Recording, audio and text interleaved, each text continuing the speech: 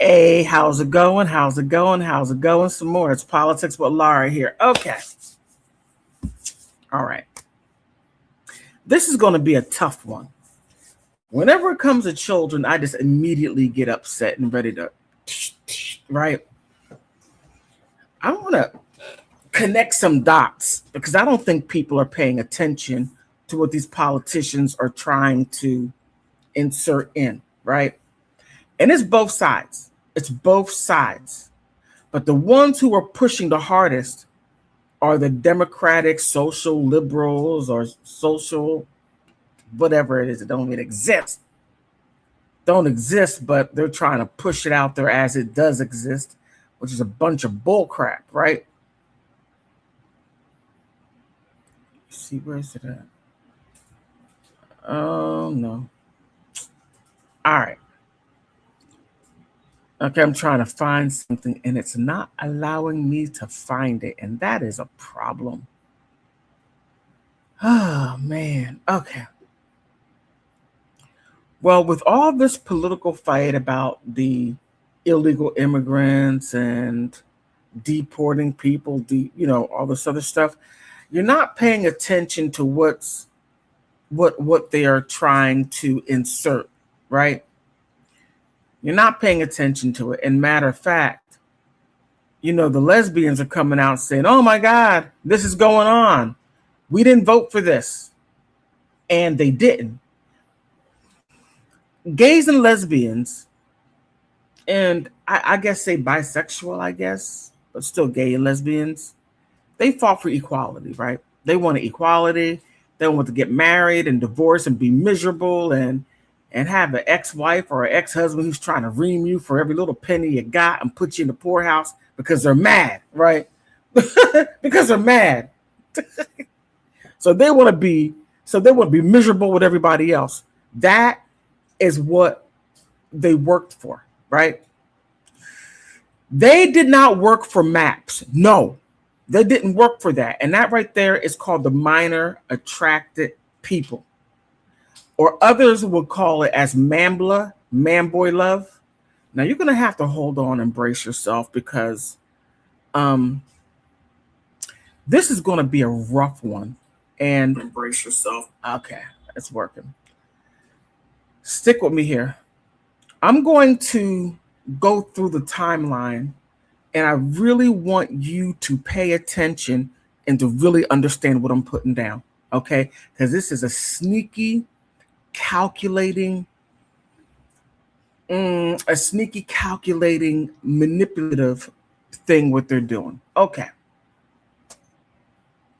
In every part of the world, matter of fact, outside the United States and most European countries, there's a certain level of poverty.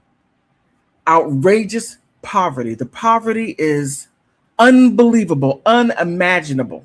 Now, when you look at Haiti and some of the places that are in Haiti, you're like, oh my goodness. Matter of fact, I saw something in South Korea. And they started building in the 80s when the World Cup or the Olympics went over there to South Korea. And they pushed the poor people out. And the people were actually living in cardboard boxes and everything like that. But what it opened up was this. People were so poor, not only in Korea, it's also Asia, China, Indonesia, all these other places, to where they developed a community called Ladyboys. You're like, PWL, what you talking about? What you talking about, Willis, right? They developed that. And it happened over time. The parents were so poor. I mean, just going to get some rice to feed the rest of the children. And the ones who they let go were the girls. The girls were being sold young, right? They were being sold young until it went into the boys. Just understand this. Understand this. Don't just say, oh, no. It's uncomfortable. It's uncomfortable to talk about, but we have to really, really understand what's coming towards us. Because we allowed our crazy We allowed our crazy people, not only in the US, but other countries, to go into what they call developing nations. And they put their perversions out there. They put their perversions out there, and they weren't able to protect their children. Not only there, Africa as well. Oh man, the Caribbean. Oh my goodness. The Caribbean. Now, over time, it became a cultural shift to where, dealing with the littles was okay. It was okay. And, you could get rid of your children early, like in Central America and Mexico. You try to get rid of your daughters at the age of 15. Get on out there. I got more children to feed. You got to go, right? It is. Now, my ex-husband's from Latin America, and I wouldn't let my daughter have a quinceañera. No, no, hell to the no. I'm not going to present my daughter out there as no damn woman at the age of 15. Get the out of here. And my in-laws and my in-laws and I, we fought about it. I said, I'm not presenting my daughter as no woman. She's 15. Now, they want you to, it's a religious thing. I said, this isn't religious. It's not religious. You looking at my daughter, 15, and you're looking at her in a way that she's not supposed to be looked at, you nasty freak. Okay, I'm done. Okay, let me calm it down. I don't want to get upset. Now, it goes into Africa. Same thing. Now, in Africa, men have more than one wife. Right? More than one wife, and you're supposed to be able to take care of all of your children, right? So you decided, decided to have 3 wives, and each wife has more than one child. And you have to be able to take care of all the women and to be able to give each woman and each child the same level of life. Now, that's all throughout, right? I'm not saying that all African men do that. No. I'm saying that it promoted a culture to do that, right? All over Africa. Now, I'm going to speak on Nigeria because it's something that I understand. And there's a lot going on there. Now, it's to the point to where, again, the poverty. Now, Nigeria is considered the most advanced African nation. All right. But it doesn't take away the level of poverty. The U.S. has poverty itself. It does. And I'll get to the U.S. in a second. And it fosters a level of poverty, but it also produces a mindset to where my daughter's 15, 16, with 13, 14, 15, 16, she can get married and her husband can take care of her. Now, when you're playing with dolls, right, one of the last things you're looking at is to marry an old dude. And the guys who marry these young girls, they're old. They're old, okay? Your ass should not be a grandfather looking at a child that's younger than your own grandchildren. Look at that. Oh, she's beautiful. Oh, she's beautiful. That is so nasty. Oh my. I mean, I don't know what goes through a person's head that can look at a flat-chested child and find that child attractive, and they're giving you signals that they want you. They're sitting there playing with the dolls, and you're sitting there thinking of this. You freak. Now, it's interesting that Jeffrey Epstein was able to do what he did in the Caribbean because the culture was already set for it. You had P. Diddy back in, 2007, 2008. He took Bad Boys down to the Caribbean, and his thing was, I need beautiful people from the age of 4 to 45. Wait a minute. Wait. has a 4-year-old ever been beautiful? When? When has a child, according to that P. Diddy, procuring these children? Now, I'm going to unpack some things because I did this on my channel, Big Girl Diary, and I went deep into it. And I'm going to do my best to recount and just to let you see how all this stuff happened and made its way to the US. Now, I'm not saying that European countries are not responsible, because they are. Okay? American people, American citizenry went around the world doing some freak stuff. Okay? I'm not saying they're not. I'm just saying the chickens are coming back to roost to us. That's all that I'm saying. Okay? And we're fighting it left and right. But let me finish this thought. P. Diddy, heavily into the Democratic Party.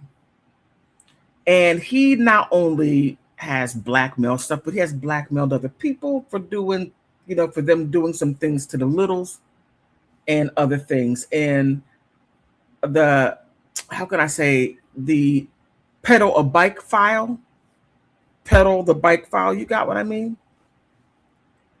Has become big under, P. Diddy, and he's not the only one. You had, what's that place called, Archie and Garfunkel or whatever it is, the clothing store, to where they were doing some unsavory things to male models who were of age, but put some rugs in their drinks and had them in compromising positions and abusing them in ways that, look, if someone doesn't swing that way, you don't force them into that way because you look at them and you like them, and then you want them to be with you, and they're like, man, I want a woman, not you. I'm not, no. But MAPS, minor attractive people, is a real thing. They're making a lot of waves. They're making a lot of come-ups. They are doing things politically, and they're gaining ground because now they are a sexuality or identity. I think it's more of an identity, not a sexuality, but an identity. Now, you have something over there in Asia called ladyboys, right? And I gotta say, you can't tell. You really can't tell. But it took a while to get, boys to be, dressed up as women and look like really convincing women, change their voices and everything. Because some have like really deep voices, and next thing you know, it's like, hi, how you doing? Hey, ooh, ooh. And you can't tell, guys are getting fooled left and right. And next thing you know, they're over there. This is my girlfriend. And next thing you know, his name is Pablo. I mean, just, it's like, what? But they fostered that culture over there. And it was a thing to where you would, people would hop on a plane, go to Asia, and next thing you know, they do some freak stuff, and then they come back to the US or the England or wherever they're from and go back and act normal while you're destroying a whole young people that are being used in ways that they're not supposed to be used. And their parents can't take care of them nor can't help them because the poverty is so bad. But back to Korea and China and Cambodia, all these different places, in Vietnam, the European countries started to invest and started to develop the countries to a certain extent to where they can have a place for their desires that their families would never understand, right? They'd never understand how you're attracted to a 10, 11, 12-year-old, and it's something so deep-seated in you that you don't feel like you have to get on a plane and go 14, 15,000 miles from your backyard to go, dip your feet in the water.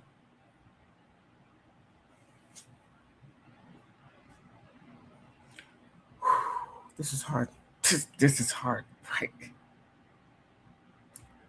Oh, somebody left him. Avon, how you doing?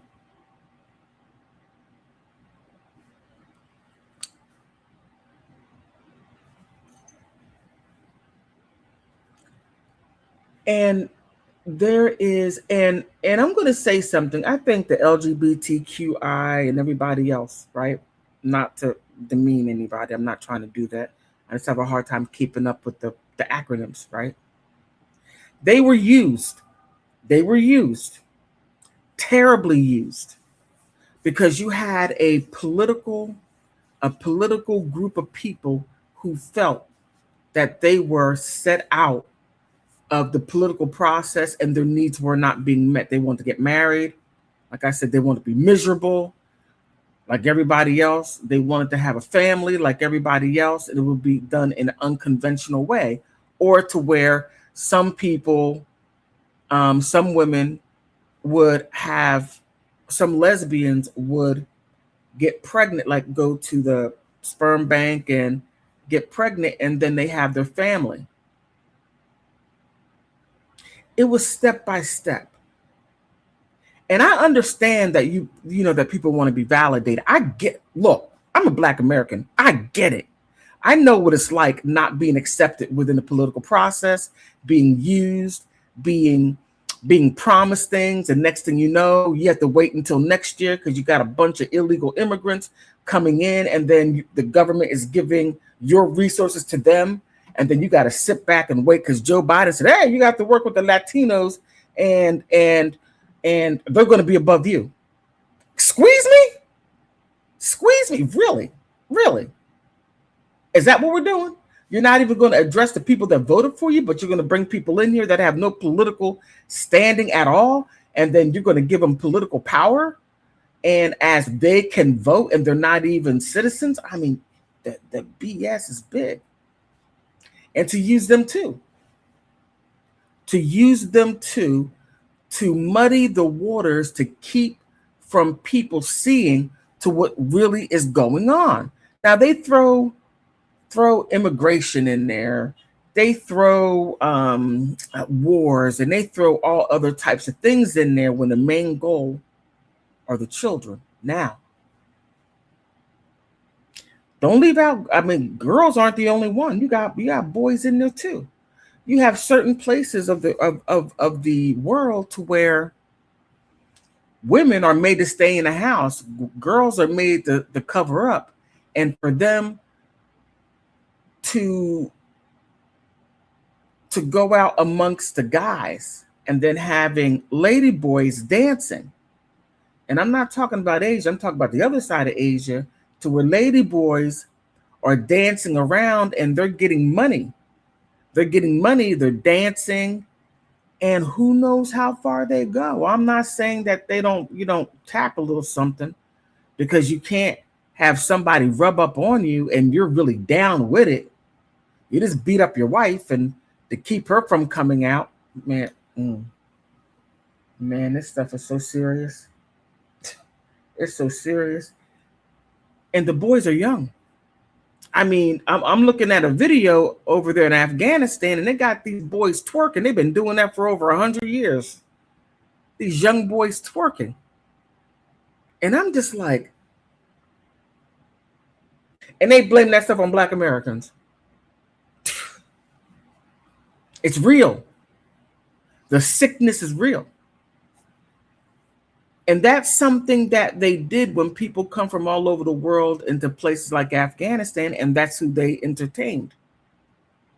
The young boys and the older boys, that they let their hair grow long and try to give them female features, put some little makeup on them, and close your eyes, and then as you got your eyes closed, you can imagine anything. You can imagine anything. But they prepared these outside countries for this. And this is all over the world. But let me get back to P. Diddy for a second, because that right there, because I mentioned he used his company, Bad Boys, down there looking for people to become models. Now, his company had nothing to do with models. It had everything to do with music. And music, rappers, getting to certain, what do you call it? Businesses, but it wasn't modeling. But they used that as a front. Let me say it like this. P. Diddy had a rapper named Shine. He's back in 2008, 2009. Him and J-Lo, he gets into a scuffle in the club, and somebody got hurt bad. The fists were flying, and bullets were all over the place. So Shine, he takes the fall, unwillingly takes the fall. So he does about 8 years in jail for that. So he comes out, and he's from Belize. Now, Belize was not a part of the triangle of H-car trafficking children, okay? Children in the traffic, running back and forth in the traffic, right? All of a sudden, Belize is a part of it. Now, you had P. Diddy, Jay-Z, Busta Rhymes, Fat Joe, and some other people down there using their names, starting businesses. And the people were like, the politicians were like, wait a minute, no, no. I see what you're trying to do. You're trying to bring narcos over here into Belize. We never had that issue. All of a sudden, all these planes start coming in, and who knows what they were bringing in. P. Diddy has 2 mansions down there, and who knows how many other people have mansions down there in Belize. And all of a sudden, Belize is in a war zone. And added them to the H-car traffic of children running in traffic. So this right here is a considered effort. And you got to stop and think who benefits from this. Because MAPS, minor attractive people, they're gaining weight. They are gaining. It's to the point to where if a boy says, oh my, it's so frustrating, I'm getting tired of getting beat up by this guy, the student, and I got people, pressuring me, and I got people making fun of me. I got all this stuff right here going on. Man, girls have it easier. I wish I were a girl for a week. Next thing you know, they're shoving estrogen pills in your mouth, and now you went from Billy to become Sally, right? And the mother or the parents can't do anything about it because you opened up your mouth and said it. And because you said it, that makes it true. And you can't back out of it because they're not going to allow you to back out of it. No, they're not going to allow you to back out of it at all. They're going to make sure that that's what you become because it serves their purpose, because they're trying to bring something into the United States and sort of like keep the parents at bay.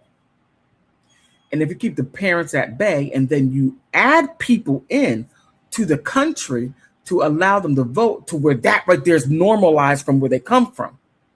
I mean, this stuff is normalized. I mean, you got girls being married off at 13, 14, 15 years old, and then they got to pay a dowry of whatever that may be. And that right there is outside the United States. I don't think Canada does that. I mean, I think their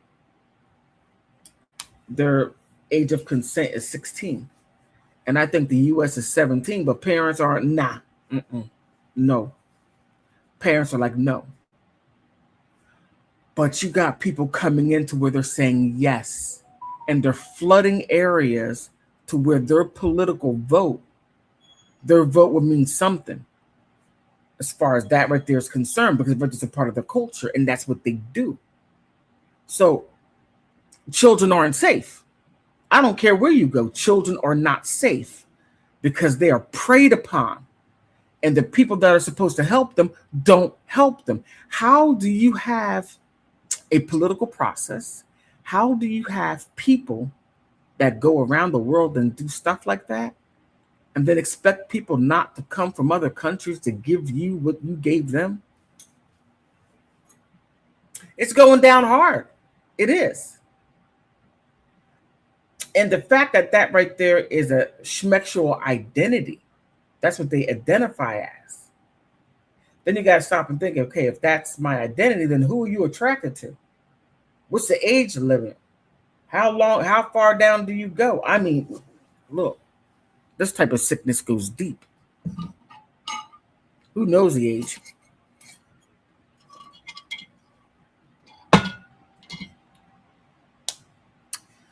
And I don't know the terminologies of the different levels of pedaling the bike.